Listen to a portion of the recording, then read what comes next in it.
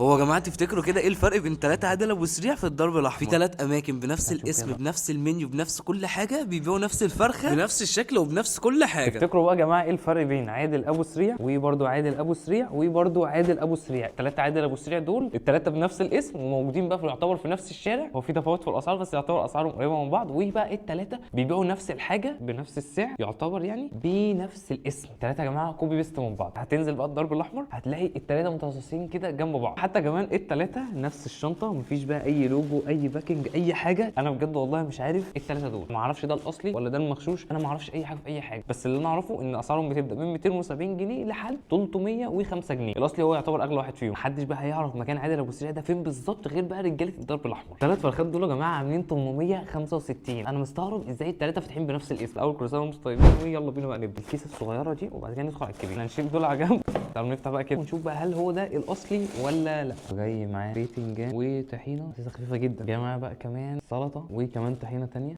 وبقى الفرخه. يا نهار ابيض على الفرخه، ايه ده منزله عصاره دهونها. بس اقول لكم ان احنا جبنا من الثلاثه الفرخه الشبح، شكلها عامل ازاي دي بقى كده تاني، في ريحه فلفل اسمر قويه جدا. طب كده ناخد الدبوسه دي، بص شكلها فلوس قلب كده.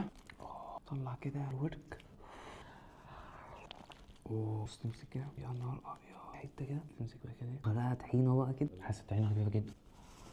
فراخ طعمها جامد قوي، تتبيلتها تحفه. اللي بره ده هي مش محروقه، هي غرقانه فلفل اسمر عشان يعرفوا يخلوها سودا كده بالشكل ده، يعرفوا يخلوا الجلد اللي بره اسود والفراخ تبقى بالشكل ده. الفراخ كمان مش مستويه قوي فناشفه ما بين الاثنين، فتحسها طريه شويه، التيست بتاعها حلو. بس ده مش عادل ابو سريع، ده التقليد بتاعه، بس انهي واحد بقى فيهم مش عارف الصراحه. تعالى ندخل بقى كده على تاني مكان، ندخل بقى على عادل ابو سريع رقم 2. تعالى كده بقى نشوف جاي معاه ايه. ده زياده معاه عيش، 1 2 3 4 5 ترغيفه، العيش صابح باين عليه قوي، وجاي معاه بقى السلطات والطحينه. العموت معانا فرخه الشبح.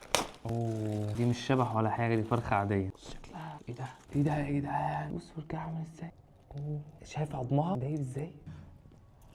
تعالى بص دي اتمسك كده، ايه ده، دي محشيه فريك بس انا ما طلبتهاش كده خالص، انا اتضايقت قوي. ايه ده، سلمها احسن. تعالى بص الفرخه دايبه حرفيا، تمسك كده الدبوسه. الفرخه تبان لكم عملاقه لكن هي علشان محشيه فريك لحمها قليل.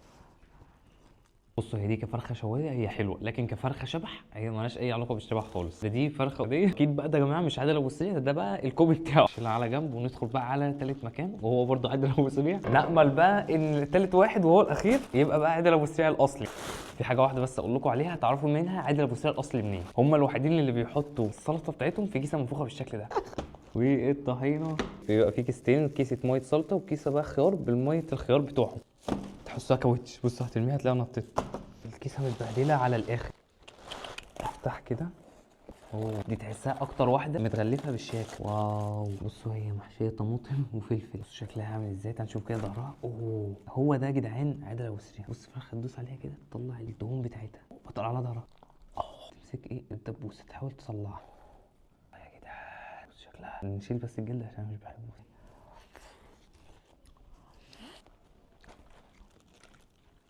نمسك ايه حته من الصدر، احنا مسكنا الصدر كله. نشيل بس الجلد عشان مش بحبه. طب كده نغرقها في الطحينه. جامده جدا. وبكده بقى يا جماعه يبقى انتوا عرفتوا بقى مين عادل ابو سريع الاصلي. عادل ابو سريع هو اغلاهم، هتلاقوه ب 305. لو نزلتوا الدرب الاحمر ولقيتوها اقل من كده اوعوا تشتروها، لان مش ده عادل ابو سريع. وهتعرفوه بقى كمان من الكيستين بتوع السلطه. وبس كده يا جماعه، دي كانت تجربه بقى الثلاثه عادل ابو سريع. الصراحه احلاهم وهو الاصلي، مهما كان برده الكوبي ارخص بس مش احلى خالص. عادل ابو سريع بقى ده اساس اصلا الفرخه الشبح، وهو يعتبر اول من اخترعها واتلقبت بقى باسمه وسمى اسمه عليها عادل ابو سريع الفرخه الشبح. وبس كده بقى يا جماعه، كان معاكم جو ناصر، سلام.